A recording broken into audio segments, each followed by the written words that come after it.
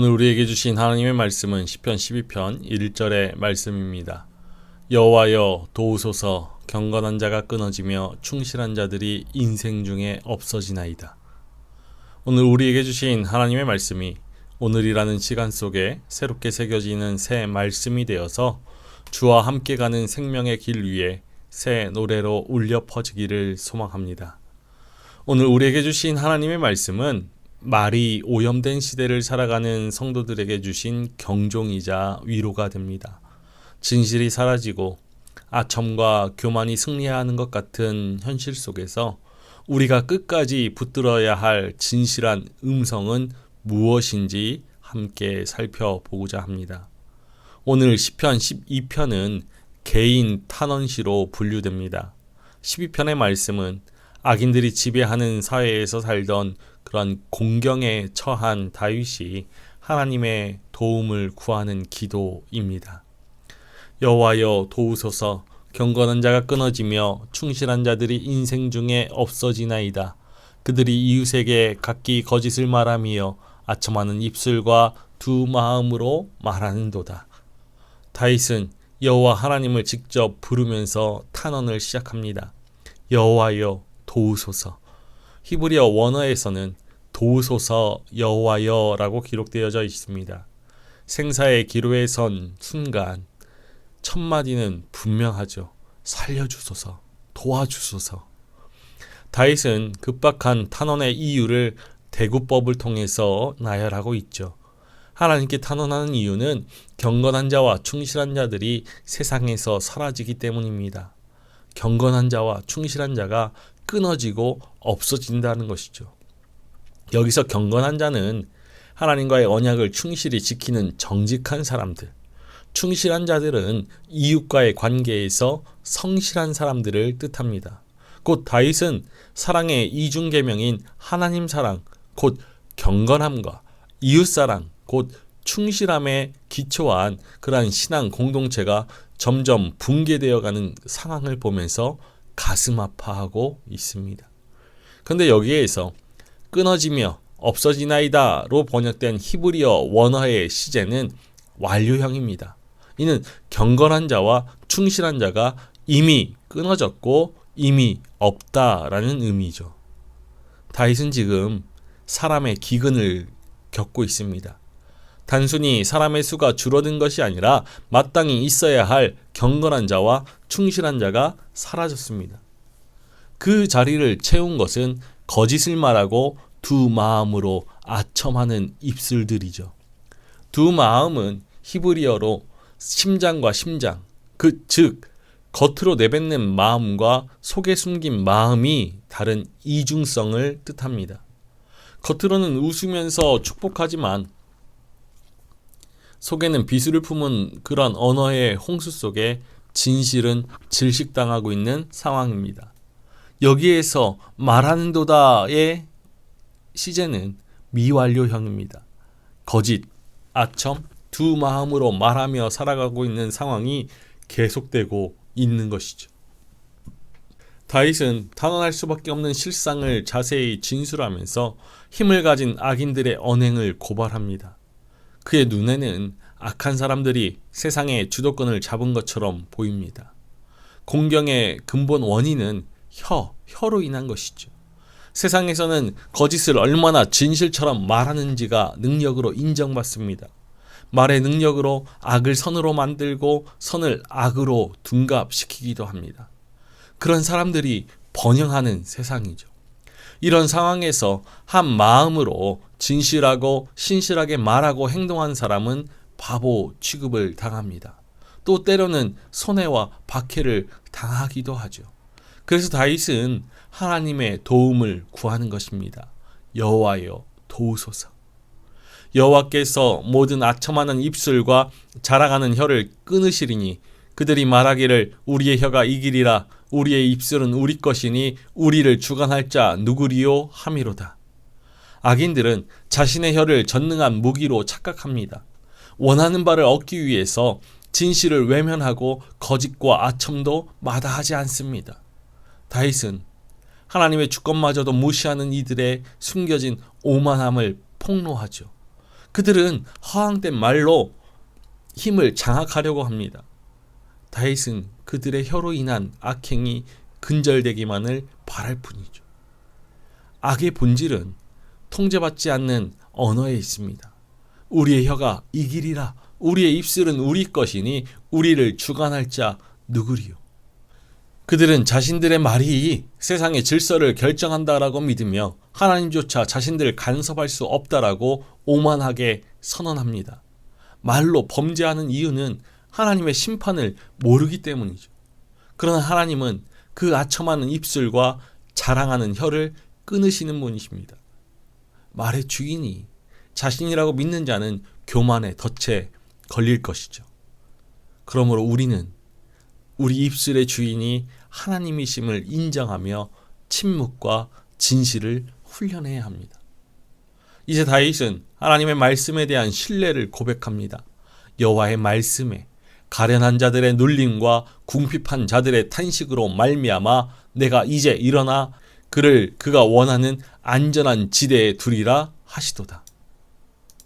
다윗은 현실로부터 눈을 돌려 하나님을 묵상합니다. 그렇게 묵상하다 보니 정의와 진실과 신실을 사랑하시는 하나님이 그 꼴을 언제까지나 두고 보지 않으실 것이라는 그런 사실을 깨닫게 됩니다.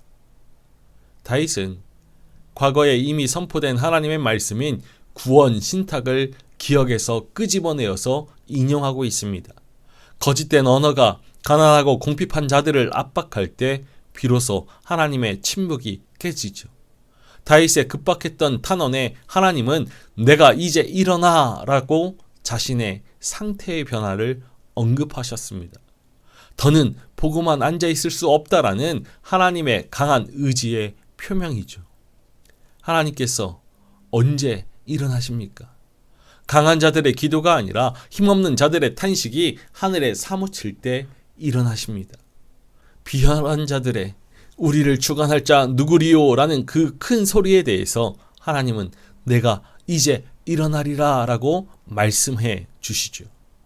새번역 성경의 말씀은 이 말씀을 이제 내가 일어나서 그들이 갈망하는 구원을 베풀겠다라고 번역하였습니다. 하나님은 구원을 대안으로서 약속해 주셨습니다. 이것이 희망입니다. 하나님께서 살아계심을 믿는 사람은 낙심할 수 없습니다. 하나님은 그들을 악한 언어의 공격으로부터 보호하여서 안전한 지대에 두시겠다라고 약속하십니다. 안전한 지대에 두리라.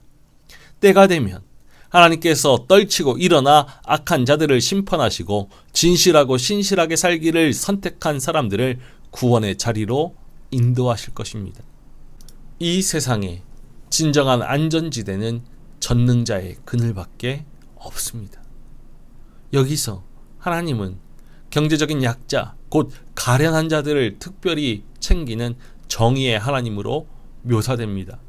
또한 땅이 없어서 권력자나 부자에게 경제적으로 예속된 일명 무산자들로 지칭되는 궁핍한 자들을 책임지고 돌보시는 긍휼의 하나님으로 그려집니다. 이처럼 하나님은 가련한 자들의 눌림과 궁핍한 자들의 탄식에 매우 민감한 분이시죠. 이 묵상은 다윗으로 하여금 하나님의 성품을 더 깊이 생각하게 만듭니다. 여호와의 말씀은 순결하며 흙 도가니에서 7번 단련한 은같도다. 여호와여 그들을 지키사 이 세대로부터 영원까지 보존하시리이다. 다윗은 하나님의 말씀을 정죄된 은에 비유함으로써 거짓과 아첨으로 가득 찬 악인의 불순한 말과 대조시킵니다. 인간의 말은 시시각각 변하고 거짓되지만 하나님의 말씀은 다릅니다. 여호와의 말씀은 순결하며 흙 도가니에서 7번 단련한 은같도다. 은은 고대의 가장 귀한 금속 가운데 하나였으며 때로 금보다 더 높은 가치를 지닌 것으로 여겨지기도 하였습니다. 주님의 말씀은 도가니에서 단련한 은 7번 걸러낸 순은처럼 순결하고 순수하죠.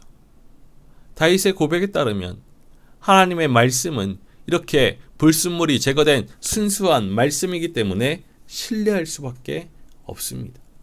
바로 이 지점에서 악인들의 말의 그 허구성과 하나님의 말씀의 그 진정성이 두드러지게 대비됩니다. 다윗은 하나님의 말씀을 완전수에 해당하는 숫자 7과 연결하여서 그 말씀이 7번 정제되었다라고 묘사합니다. 즉 그 말씀은 흠결이 전혀 없는 순도 100%의 순결한 말씀이라는 뜻이죠. 여기서 다윗은 약자들을 반드시 구원하신다는 하나님의 구원의 약속을 다시금 강조합니다. 그러나 인간의 말은 단련하고 걸러내야만 하는 그러한 불순물 덩어리입니다. 거짓과 술수가 그 말 속에 숨어 있죠. 세상의 말은 불순물이 가득하지만 하나님의 말씀은 한치의 거짓이나 오차가 없습니다. 그 말씀은 반드시 이루어지며 성도를 이 악한 세대로부터 영원히 지키시는 근거가 되죠. 이 세대로부터 영원까지 보존하시리이다. 다윗은 하나님의 말씀에 기초하여서 하나님께서 친히 가련하고 궁핍한 자들을 이 세대로부터, 즉 악인들로부터 지켜주시고 영원까지 보존하실 것이라고 굳게 믿습니다. 악인들을 제거하는 것보다 약자들을 보존하고 보호하려는 것이 하나님께서 개입하시는 주된 목적이기 때문이죠.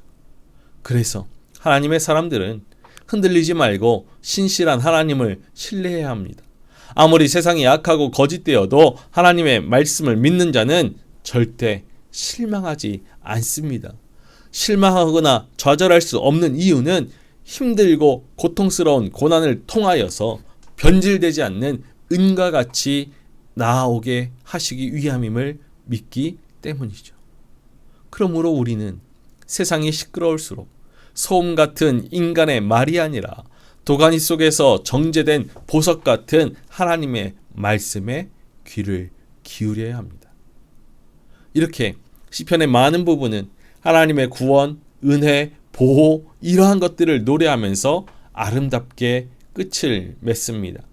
그러나 12편의 마지막 말씀은 뜻밖에도 여전히 악인이 판치는 현실을 묘사하며 끝이 나죠.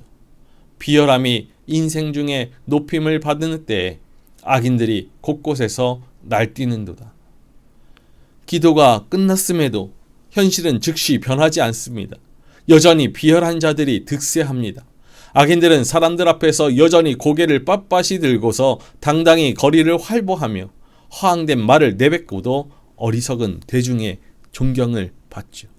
이런 상황에서 하나님을 의지하고 진실하게 살아가는 사람들은 악한 사람들에게 짓밟히는 가련한 신세가 됩니다.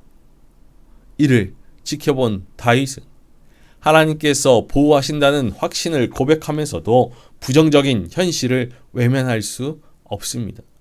이처럼 현실에는 다윗의 확신과 더불어서 긴장의 요소가 공존하죠. 그러나 이제 다윗은 두려워하지 않습니다. 하나님의 순결한 말씀을 가슴에 품었기 때문입니다. 악인이 날뛰는 세상의 한 복판에서도 하나님의 보호를 누리는 법을 배웠기 때문이죠. 다윗에게 주신 하나님의 약속은 결코 악이 판치는 세상을 노아의 홍수처럼 세상을 물로 심판하시겠다라고 말씀하지 않으셨습니다. 바벨탑 심판과 같이 흩으시겠다라고 하지 않으셨죠. 하나님은 분명 악한 세상 속에서 하나님을 사랑함으로 말씀을 쫓으며 핍박받고 궁핍해진 그 경건한 사람, 충실한 사람을 구원해 주시겠다라고 약속하셨습니다. 지금 오늘 우리도 말의 공회 속에서 살아가고 있습니다. 말과 언어는 자신의 마음을 표현하는 도구로 만들어졌죠. 이 말과 언어를 통해서 바깥 세상과 소통하지 않으면 숨통이 막힌 것처럼 고통스럽습니다. 그런데 우리의 현실에서 말과 언어는 너무도 자주 자신을 은폐하고 미화하며 방어하는 도구로 사용됩니다. 자신을 속이고 다른 사람을 속이는 도구로 말을 사용하죠. 각종 SNS와 뉴스는 온갖 가짜 뉴스와 아첨, 비방으로 가득합니다. 정직하게 말하는 자는 손해를 보고 비열하게 처신하는 자가 높임을 받는 것 같아 낙심을 일으킵니다.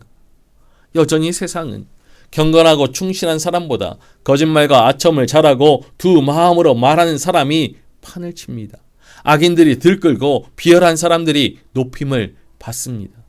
이런 세상에서 한 마음으로 진실하게 살아간다는 것은 위험천만한 일이죠. 속마음을 들키지 않는 것이 가장 안전한 일인 것처럼 보입니다. 하지만 다윗은 진실로 안전한 일은 하나님께 자신을 맡기고 한 마음으로 진실하게 살아가는 것이라고 말합니다. 한 마음으로 진실하게 말하는 것, 이것은 두 마음으로 살며 말을 무기로 사용하는 사람들에게 자신을 내어주는 일처럼 보입니다. 하지만 하나님께서 보고 계십니다. 하나님은 악인들에게 이용당할 것을 알면서도 한 마음으로 진실하게 말하는 사람들을 사랑하시고 돌보시며 구원해 주실 것입니다. 거짓된 말로 자신을 안전하게 보호하려는 것은 가장 안전하지 않은 일입니다. 그들은 혀는 우리의 힘, 입술은 우리의 재산이라고 말하지만 우리는 주님은 우리의 힘, 주님의 말씀은 우리의 재산이라고 고백해야 합니다. 다윗의 눈에 비친 세상은 의인들이 점점 사라져가고 진실한 것이 인정받지 못하는 그런 곳이며 더 나아가 악인들이 판치는 곳이죠. 세상을 보고 사람을 보면 우리는 낙심하고 시험에 들 수밖에 없습니다. 진실하면 살아갈 수 없는 타락한 세상 속에서 살아가고 있죠. 그러나 그 속에서 하나님께서 우리를 단련시키십니다. 순간의 성공을 보장하는 악인들의 거짓과 아첨을 버리고 순결한 하나님의 말씀을 붙잡는 다윗의 태도는 이 시대를 살아가는 하나님의 사람들에게 매우 시의적절한 울림을 주고 있죠. 말씀을 인해 어려움을 당하고 있다면, 세상과 다른 길을 걸으며 손가락질 받고 있다면 그 가운데에서도 계속해서 말씀을 쫓아 살기 원한다면 오늘 우리도 다윗처럼 기도할 수 있기를 소망합니다. 여호와여 도우소서. 우리 안에 있는 여러 겹의 마음을 하나로 만들어 주시기를, 우리 마음의 생각을 하나님께서 정련해 주셔서 우리 입술에서 나오는 말이 진실하게 해 주시기를 기도해야 합니다. 그리고 거짓과 아첨, 비방의 말들로 더러워진 귀를 씻어서 하나님의 말씀을 들을 수 있기를 소망합니다. 세상의 화려한 말잔치에 영혼을 빼앗기지 말고 7번 단련된 은처럼 순결한 약속의 말씀을 붙들 수 있기를 기도해야죠. 비록 악인들이 곳곳에서 날뛰고 비열함이 상식이 된 시대일지라도 하나님은 당신의 말씀을 신뢰하는 자들을 안전한 지대에 두실 것입니다. 우리는 계속해서 하나님을 더욱 사랑하고 말씀 중심으로 살고자 분투해야 합니다. 세상은 결코 우리의 삶의 전부가 아닙니다. 우리의 입술이 아첨의 도구가 아닌 진리의 통로가 되어서 우리를 안전케 하시는 하나님의 은혜를 새 노래로 찬양할 수 있기를 주님의 이름으로 간절히 축원합니다.